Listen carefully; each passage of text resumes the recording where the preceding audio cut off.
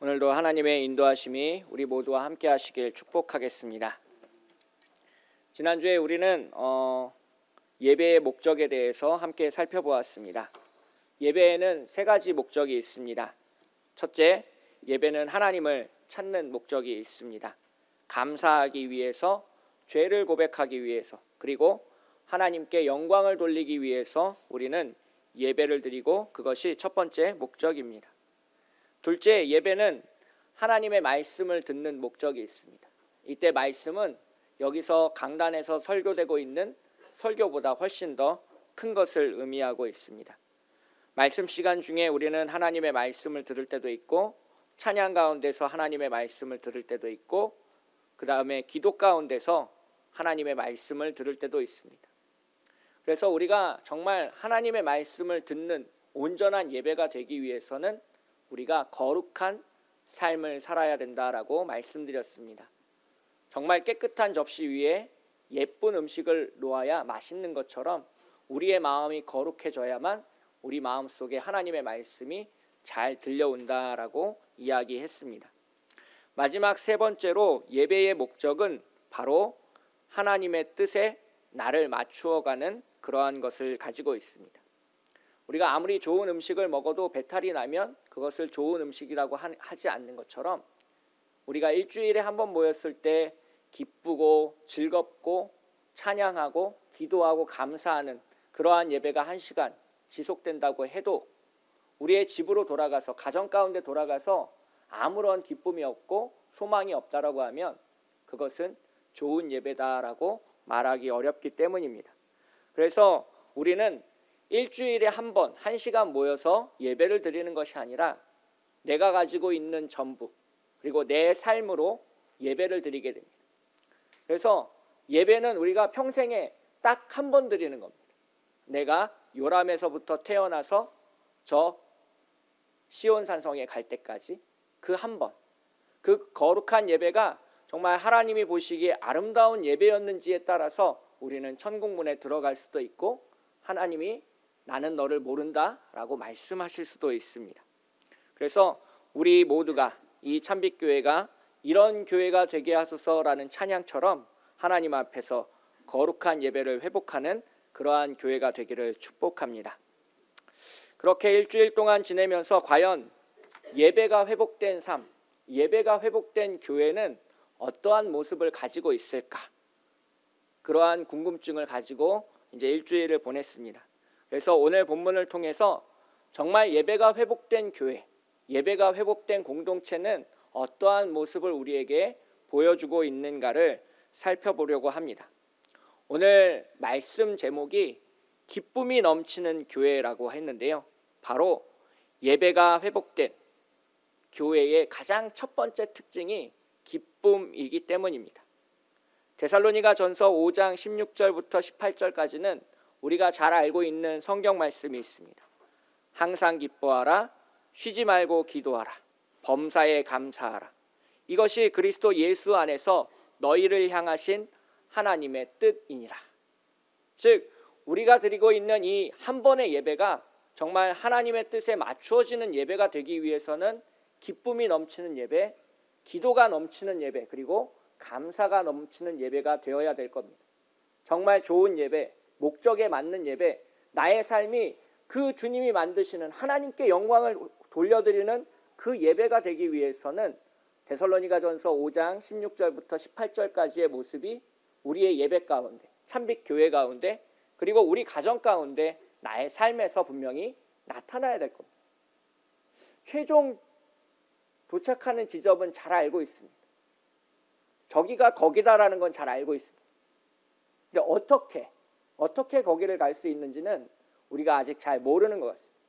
어떻게 하면 기쁨이 넘치는 교회가 되는지, 어떻게 하면 감사가 넘치는 교회가 되는지, 어떻게 하면 정말 항상 쉬지 않고 기도하는 교회가 되어가는지, 우리가 오늘 본문 속에 등장하는 데살로니가 교회를 살펴보면서 함께 살펴보고자 합니다. 먼저 오늘 본문을 오늘 편지를 쓴 사도 바울이 항상 기도하고 감사하는 사람이었다라는 것을 알 수 있습니다. 오늘 본문 2절 말씀을 보시면 우리가 너희 모두로 말미암아 항상 하나님께 감사하며 기도할 때에 너희를 기억함은이라고 2절 말씀에 기록하고 있습니다.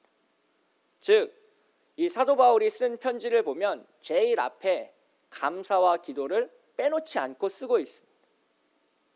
즉, 어느 교회에 편지를 쓰든지 감사와 기도를 빼놓지 않고 쓰고 있습니다. 물론 편지를 쓰는 목적은 그 교회에 말씀을 전하기 위함이고 부족한 것을 채우기 위함이지만 그럼에도 불구하고 제일 앞에는 감사와 기도를 빼놓지 않는 그러한 모습을 볼 수 있는데요. 그런 바울이 세웠던 교회이기 때문에 아마도 감사와 기도를 많이 드릴 수 있는 그런 교회가 되지 않았나 그런 생각을 하게 됩니다.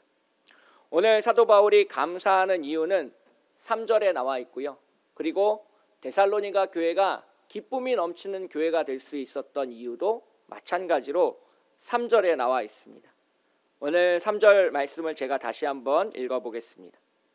너희의 믿음의 역사와 사랑의 수고와 우리 주 예수 그리스도에 대한 소망의 인내를 우리 하나님 아버지 앞에서 끊임없이 기억함이니라고 3절 말씀에 기록하고 있습니다. 오늘 본문 3절을 보시면 믿음, 소망, 사랑 이 세 가지가 등장합니다. 믿음, 소망, 사랑 이 세 가지가 함께 나오면 생각나는 성경 구절이 있으실 텐데요. 그렇지 않으신가요? 고린도전서 13장 13절 말씀이 머릿속에 떠오릅니다. 그런즉 믿음, 소망, 사랑 이 세 가지는 항상 있을 것인데 그 중에 제일은 사랑이다라고 해서 가정에 이제 표어로 붙여놓고 계시는 분도 가끔 있습니다. 이 사도 바울은 성경 구절 안에서 믿음, 소망, 사랑을 이렇게 같이 쓰는 성경 구절이 꽤 많이 있습니다. 오늘 읽은 본문 말고도 데살로니가 전서 5장 8절을 보시면 우리는 낮에 속하였으니 정신을 차리고 믿음과 사랑에 호심경을 붙이고 구원의 소망에 투구를 쓰자라고 해서 믿음, 소망, 사랑을 강조하는 성경 구절을 많이 찾을 수 있습니다. 사도 바울이 매우 의도적으로 믿음, 소망, 사랑을 한 구절 안에 몰아넣었다라는 것을 알 수 있는데요. 저는 개인적으로 이러한 성경 구절을 삼위일체적 성경 구절이라고 부르고 있습니다. 바로 믿음은 하나님을 믿는 것이고 소망은 예수 그리스도의 재림을 소망하는 것이고 사랑은 성령의 인도하심에 따라 오늘을 행하는 것이기 때문입니다. 그래서 믿음은 하나님을, 소망은 예수 그리스도를, 사랑은 성령을 대표하는 그러한 단어라고 생각하시면 좋습니다.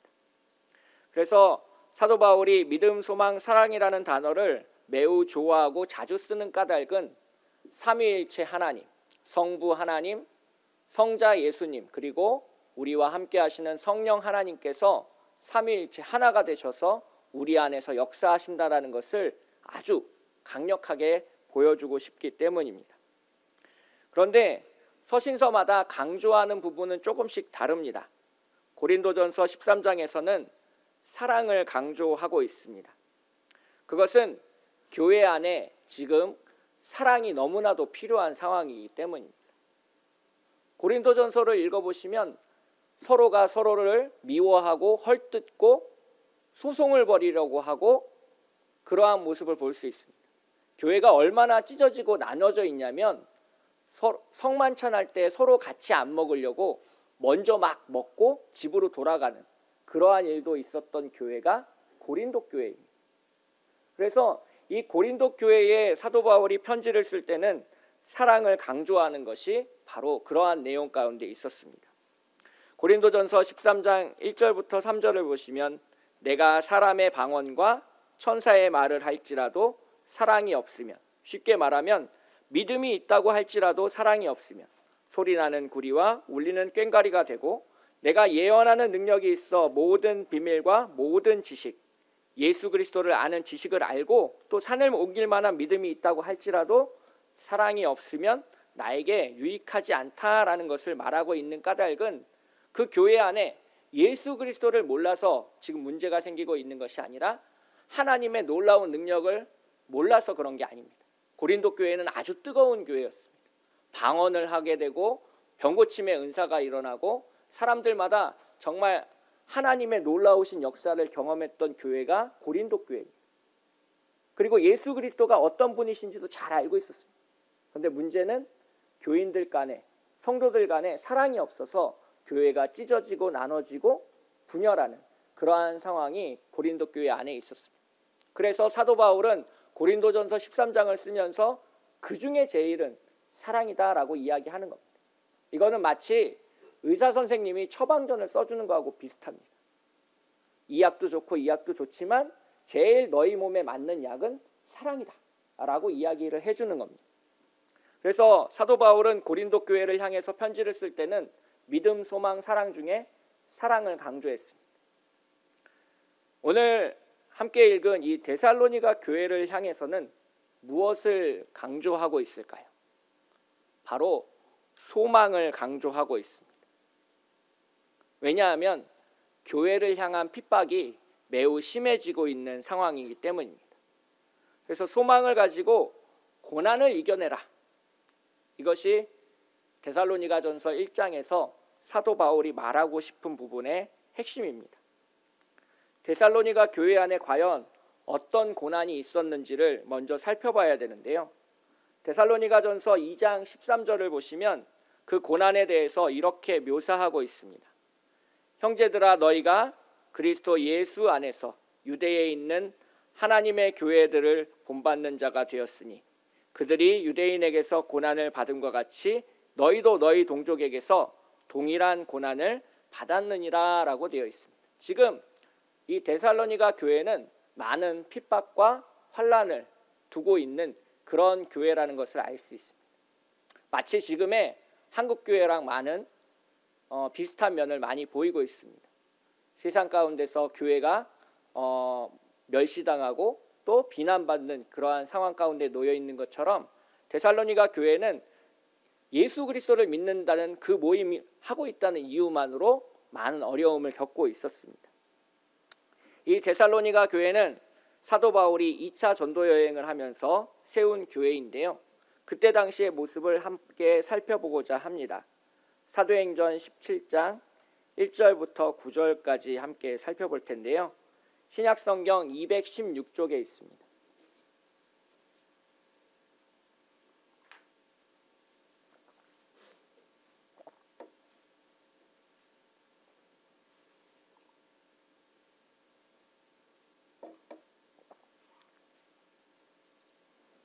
신약성경 216쪽 사도행전 17장 1절부터 9절까지의 말씀입니다.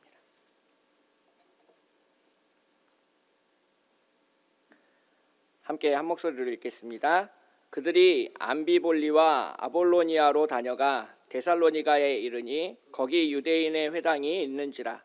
바울이 자기의 관례대로 그들에게로 들어가서 새 안식일에 성경을 가지고 강론하며 뜻을 풀어 그리스도가 해를 받고 죽은 자 가운데서 다시 살아나야 할 것을 증언하고 이르되 내가 너희에게 전하는 이 예수가 곧 그리스도라 하니 그 중에 어떤 사람 곧 경건한 헬라인의 큰 무리와 적지 않은 귀보인도 권함을 받고 바울과 실라를 따르나 그러나 유대인들은 시기하여 저자의 어떤 불량한 사람들을 데리고 때를 지어 성을 소동하게 하여 야손의 집에 침입하여 그들의 백성에게 끌어내려고 찾았으나 발견하지 못하매 야손과 몇 형제들을 끌고 읍장들 앞에 가서 소리질러 이르되 천하를 어지럽게 하던 이 사람들이 여기도 이름에 야손이 그들을 맞아 들였도다. 이 사람들이 다 가이사의 명을 거역하여 말하되 다른 임금 곧 예수라 하는 이가 있다 하더이다 하니 무리와 읍장들이 이 말을 듣고 소동하여 야손과 그 나머지 사람들에게 보석금을 받고 놓아주니라. 아멘. 사도행전 17장에서 살펴본 바와 같이 사도 바울은 매우 짧은 기간 동안 이 데살로니가 교회에 머물렀습니다. 본문에 따르면 3주 정도 설교했다고 나오는데 짧으면 한 달, 길면 한 석 달 정도 이 데살로니가 교회에 머물렀습니다. 그래서 이 데살로니가 교회를 세우면서 경건한 헬라인들이 이제 예수님을 믿고 세운 교회였는데요. 성경에서 나오는 이 경건한 헬라인들은 구약 성경을 읽고 믿는 사람들을 이야기합니다. 그들은 안식일마다 유대인의 회당에 모여서 하나님의 말씀을 듣기를 원했고요. 하나님을 향해서 기도했던 이방인들이 바로 경건한 헬라인들입니다. 그래서 이 사람들이 예수 그리스도에 대한 설교를 듣고 사도 바울의 3번에 걸친 연속 설교를 듣고 나서 이제 회심해서 주님을 믿기로 작정하는데요. 이 데살로니가 교회는 처음부터, 교회가 세워진 처음부터 환난과 핍박이 끊이지를 않았습니다. 사도행전 17장에서는 야손이라는 사람이 등장하는데요. 이 성경에 사람 이름이 등장할 때는 그 교회 안에서 가장 믿음이 좋은 사람의 이름이 기록되어 있습니다. 그래서 처음에 이 데살로니가 교회가 세워질 때 아주 많이 헌신하고 수고하고 봉사한 사람의 이름이 바로 야손입니다. 이 야손이 이제 사도 바울과 실라를 자신의 집으로 초청해서 이제 먹을 것을 제공하면서 그곳에서 가정 예배를 드림으로써 처음에 데살로니가 교회가 세워졌습니다. 그런데 곧 핍박이 시작되었고 환란이 다가오기 시작했고 많은 사람들이 저 사도 바울과 실라를 끄집어내라 라는 이야기를 듣게 되었습니다. 그래서 그런 환란과 역경으로 인해서 2번 다시는 이 데살로니가 교회에 찾아가지 못했습니다. 이 데살로니가 2장을 읽어보시면 내가 정말 너희 교회에 가고 싶었는데 사단이 그 길을 막았다라는 표현이 등장합니다. 정말 3주나 석 달밖에 짧게밖에 못 있어서 더 가서 많은 것들을 전해주고 싶었지만 사도 바울의 여정이 거기에 그쪽으로 가는 길을 막아서 이제 어쩔 수 없이 못 가고 편지를 지금 대신 쓰게 되는 겁니다. 그래서 이 데살로니가 전서 같은 경우에는 그 갈라디아서와 더불어서 사도 바울이 제일 먼저 쓴 편지로 알려져 있습니다. 그래서 이제 AD 45년에서 48년경에 가장 먼저 이제 편지를 쓴 것으로 이제 알려져 있는데요. 이 편지 속에서 이제 가장 강조하고 있는 것은 예수 그리스도에 대한 소망이라는 것을 알 수 있습니다. 그래서 그 소망으로 인해서 우리가 정말 인내하고 환난과 핍박을 이겨내고 하나님과 함께 살아가는 우리 모두가 되시기를 축복하겠습니다. 그래서 오늘 본문 데살로니가전서 1장 3절을 보시면 믿음의 역사와 사랑의 수고와 소망의 인내가 등장합니다. 즉 삼위일체적으로 우리가 교회가 세워져서 이 3가지 일들을 해야 된다는 것을 말하고 있는데요. 이 믿음의 역사라는 것은 우리가 정말 믿음으로 기도했을 때 나타나는 큰 일들을 의미합니다. 생각해 보십시오. 3주 동안 사도 바울이 머물렀는데 그 교회가 무너지지 않고 쭉 지속되었다. 그러면 그 3주 안에 엄청 놀라운 일이 있었던 겁니다. 병든 자가 회복되었다거나 정말 하나님의 말씀에 감동이 되어서 사람들이 방언이 터졌다거나 성경에는 기록되어 있지 않지만 그 짧은 시간 동안 엄청나게 임팩트가 있는 사건이 데살로니가 교회 안에 있었기 때문에 많은 사람들이 그 환난과 핍박 가운데서도 예수 그리스도를 믿을 수 있었다라고 생각할 수 있습니다. 그래서 정말 예배의 목적에 맞는 교회, 정말 이런 교회가 되게 하소서라고 말할 수 있는 그런 교회는 하나님의 놀라우신 능력이 나타나는 교회예요. 출애굽할 때 모세 힘으로 출애굽을 한 게 아닙니다. 하나님이 10가지 재앙을 통해서 이집트에 있는 여러 신들을 다 회파하고 나서 그들은 출애굽을 할 수 있었던 겁니다. 우리가 출애굽기 10가지 재앙으로 알고 있는 것들은 이집트에 있는 10가지의 신들을 예수님이 다 싸워서 하나님이 싸워서 다 이기셨다는 내용을 표현하고 있는 겁니다. 그 광야의 여정에서도 놀라운 역사는 또다시 나타납니다. 먹을 것이 없고 굶주리고 물이 없는 그런 상황 가운데서 하나님을 향해서 원망하고 불평하는 그러한 상황 가운데서 하나님의 믿음의 놀라운 역사가 나타나는 겁니다. 반석을 치니 물이 나오고 만나와 메추라기가 내리고 하나님의 뒷모습을 볼 수 있는 놀라운 영광이 출애굽기에 나타나는 까닭은 바로 믿음의 역사가 성도들을 견인해서 출애굽할 수 있게 했기 때문입니다. 오늘을 살아가고 있는 교회 또한 마찬가지입니다. 목사가 교회를 이끌어간다? 아닙니다. 교인들이 교회를 붙잡고 이끌어간다? 아닙니다. 하나님의 놀라운 믿음의 역사가 교회를 이끌어가는 거예요. 그래서 교회의 방향은 우리가 정하는 것이 아니라 하나님이 말씀하시는 그 믿음의 놀라운 역사가 우리를 인도하실 것이고 우리를 이끌어 가실 것이고 우리를 붙잡아 주실 것입니다. 우리 가정 가운데 있는 어려운 기도 제목들 있습니다. 꼭 응답받았으면 하는 기도의 제목들이 있습니다. 그러한 기도의 제목이 믿음의 역사로 나타났을 때 우리는 그 길을 갈 수 있고 주님과 동행할 수 있고 아멘이라고 화답할 수 있는 거예요. 오늘도 이 예배를 드리는 그 가운데서 우리 가정 가운데 그리고 내 마음속에 있는 기도의 제목이 정말 믿음의 역사로 나타나 응답받으시는 오늘 하루를 보내시길 축복하겠습니다. 그렇게 믿음의 역사가 나타나고 나면 성령의 감동을 받아서 우리는 무언가 하게 되어 있습니다. 그것이 바로 1장 3절에서 말하고 있는 사랑의 수고입니다. 여기서 이 수고라는 단어는 다른 사람을 위해서 아주 고통스러운 일을 감내한다는 것을 의미합니다. 요즘 요양병원에서 코로나 확진자가 많이 생기고 있어서 많은 어려움을 겪고 있는데요. 자기 부모님을 이제 요양병원에 모신 분들이 걱정이 많습니다. 이제 한 3개월 정도 요양병원을 찾아가지 못하는 상황이 됐고 부모님이 어떻게 계시는지 잘 살펴보지 못하는 그러한 상황 가운데 있는데 실제로 뉴스를 보면 코로나 확진자의 몸을 살펴보니까 몸에 욕창이 생긴 경우가 꽤 많습니다. 보호자가 찾아오지 않으니까 그 힘든 수고, 아픈 사람의 몸을 뒤집어서 다 닦아주고 더러움을 씻겨주고 없애주는 그러한 일을 이제 잘 병원에서 잘 하지 않다 보니까 그러한 일들이 생기지 않나 그런 생각을 하게 됩니다.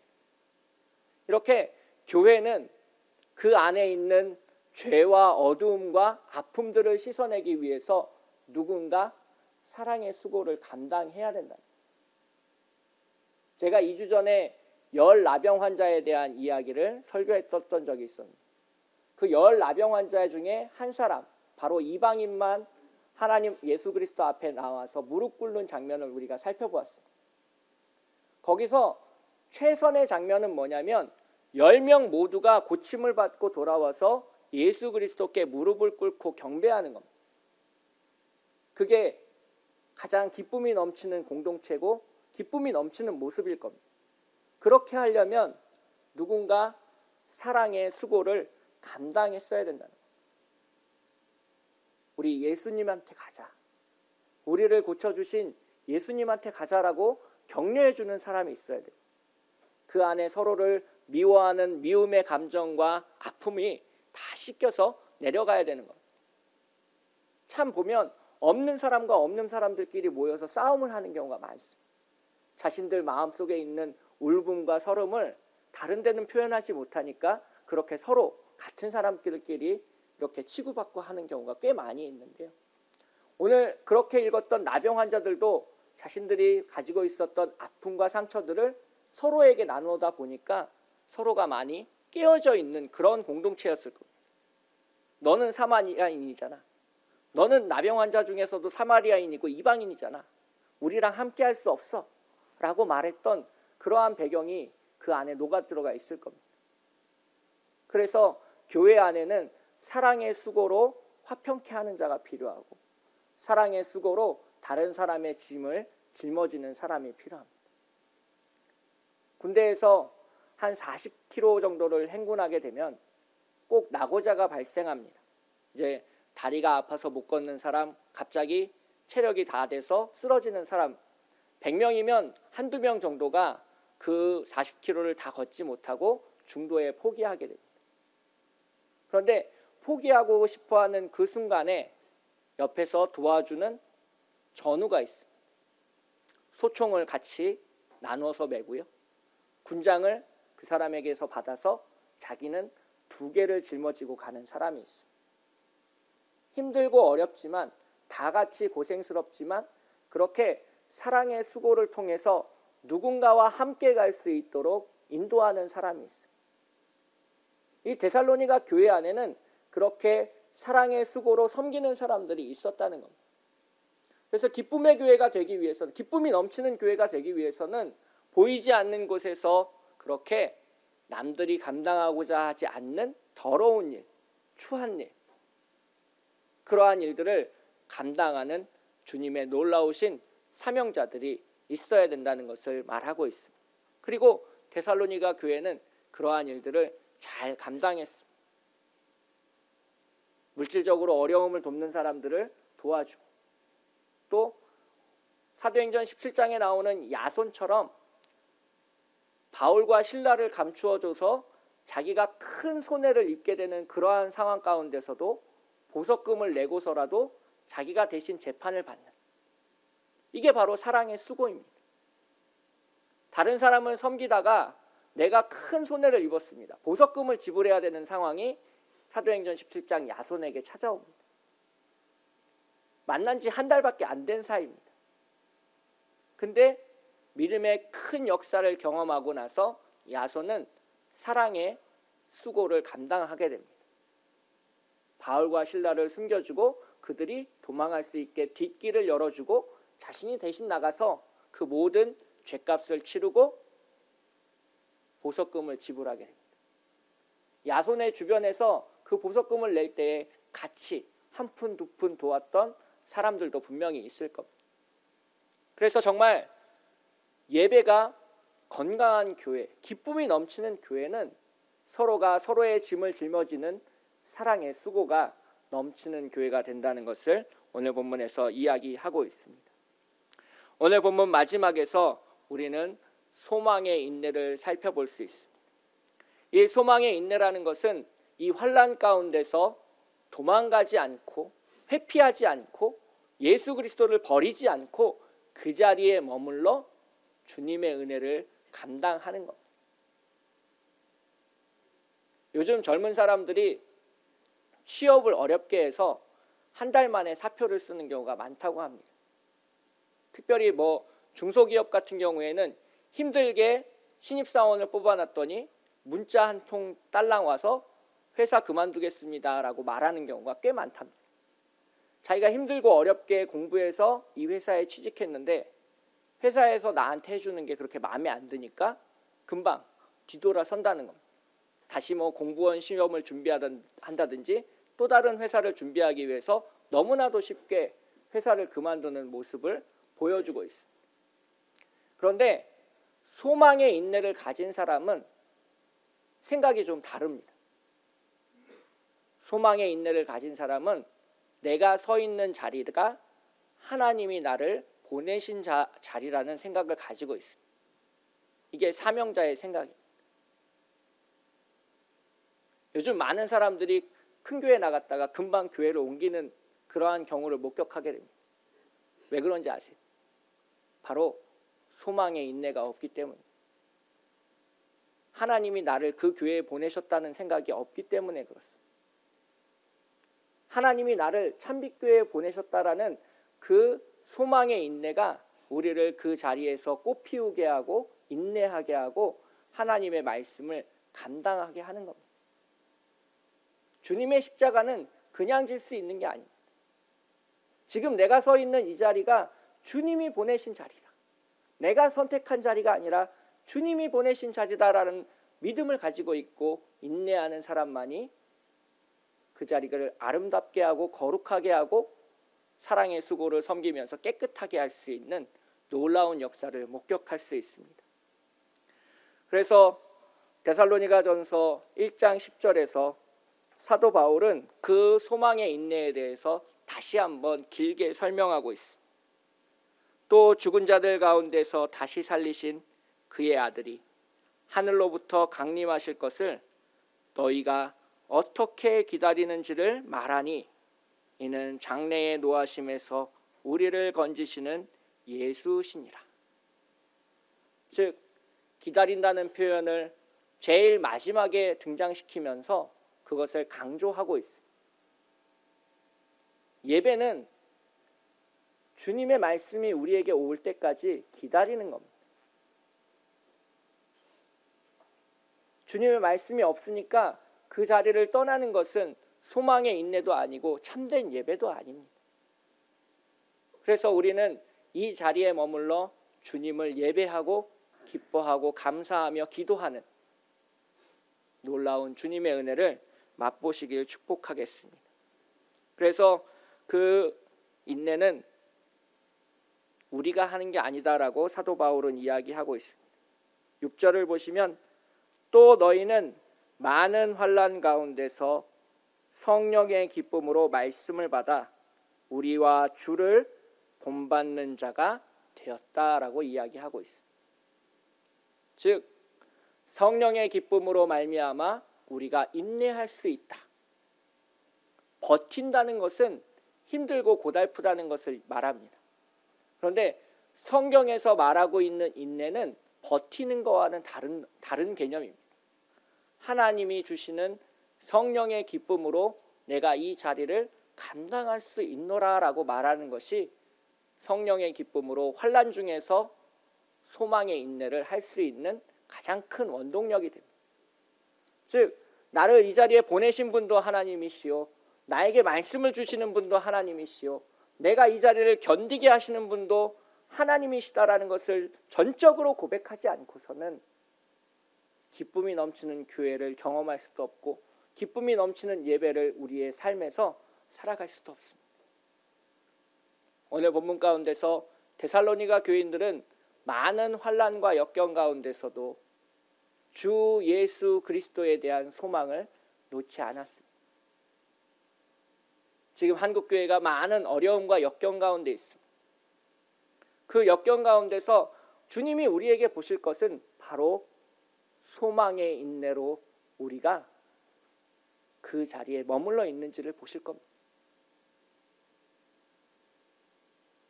오늘도 주님의 믿음의 역사와 동행하시며 사랑의 수고로 가정을, 직장을, 교회를 섬기시며 성령의 기쁨으로 소망의 인내를 감당하시는 우리 모두가 되시기를 축복하겠습니다.